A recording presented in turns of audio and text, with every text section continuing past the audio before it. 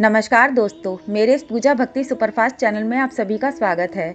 आज मैं आपके सामने एक ऐसी कथा प्रस्तुत करने जा रही हूँ जिसके श्रवण मात्र से ही कैसा भी बुखार हो वो उतर जाएगा। अगर घर के किसी सदस्यों को बुखार होता है और दवाइयाँ लेने के बाद भी बुखार नहीं उतरता है तो इस कथा का श्रवण मात्र करने से ही कैसा भी बुखार हो वो उतर जाएगा। ये एक चमत्कारिक उपाय है। वैशंपायन जी कहते हैं कि गरुड़ पर सवार श्री कृष्ण ने त्रिशरा ज्वर नामक उस मायावी दानव को मरा हुआ जानकर ज्यों ही पृथ्वी पर फेंका त्यों ही वह अदृश्य हो गया। वह ज्वर श्री कृष्ण के शरीर में घुसकर जम्हाई, रोमांच, आलस्य, तीव्र श्वास, निद्रा एवं मदता आदि उपद्रव श्री कृष्ण में उत्पन्न करने लगा। तब श्री कृष्ण ने त्रिशरा ज्वर को अपने अंदर घुसा जानकर अपनी माया से वैष्णव ज्वर को उत्पन्न किया।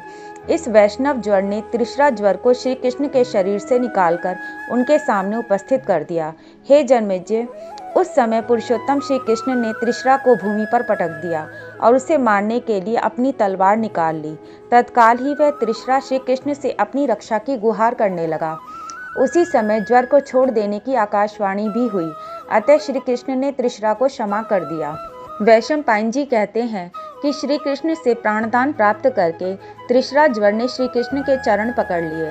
वह ज्वर श्री कृष्ण से कहने लगा, हे माधव, मेरी इस प्रार्थना को सुनिए और मेरा मनोरथ पूर्ण कीजिए। मैं आपसे यह वरदान चाहता हूँ कि लोक में मैं ही एक ज्वर रहूं, दूसरा कोई ज्वर ना रहे। तब श्री कृष्ण जी बोले, ऐसा ही होगा। मैंने जिस वैष्णवी ज्वर की रचना की है वह मेरे में ही विलीन हो जाएगा। हे जन्मेजय, इसके पश्चात श्री कृष्ण ने उस ज्वर से कहा, हे ज्वर, स्थावरों और जंगमों में जिस प्रकार तुम विचरण करोगे उसके नियमों को सुनो। यदि तुम मेरे प्रिय की आकांक्षा करते हो तो अपने शरीर का 3 भागों में विभाजन कर लो। एक शरीर से चौपाइयों को तथा दूसरे से स्थावरों का सेवन करो और तीसरे भाग का मनुष्यों में उपयोग करो। जो तुम्हारे शरीर का तीसरा भाग है उसके 1/4 अंश से तुम पक्षियों में अटल भाव से रहो। मनुष्यों में तुम 1 दिन का तथा 3 दिन का अंतर देकर होने वाले ज्वर भी तुम ही हो। इसी प्रकार विभाग करके मनुष्य और अवशेष जातियों में तू निवास कर। वृक्षों में तुम कीट रूप में तथा उसके पत्तों को संकुचित कर देने के रूप से निवास करोगे और फलों में पीलेपन के रूप में तथा फल के एक भाग में मटमैला दाग आदि के रूप में निवास करना। जल में काई के रूप में तथा मयूरों में शिखा गिरने के रूप में तू निवास कर। तुम कमलनियों में पाला तथा पृथ्वी में उसर के रूप में रहो। पर्वतों में तुम गेरू के रूप में होगे और गांव में अपस्मार तथा खुर रोग के रूप में होगे। इस प्रकार तुम पृथ्वी तल पर बहुत रूपों को धारण कर रहोगे। देवता तथा मनुष्यों को छोड़कर दूसरा कोई तुम्हें नहीं सह सकेगा और सभी तुमसे डरेंगे।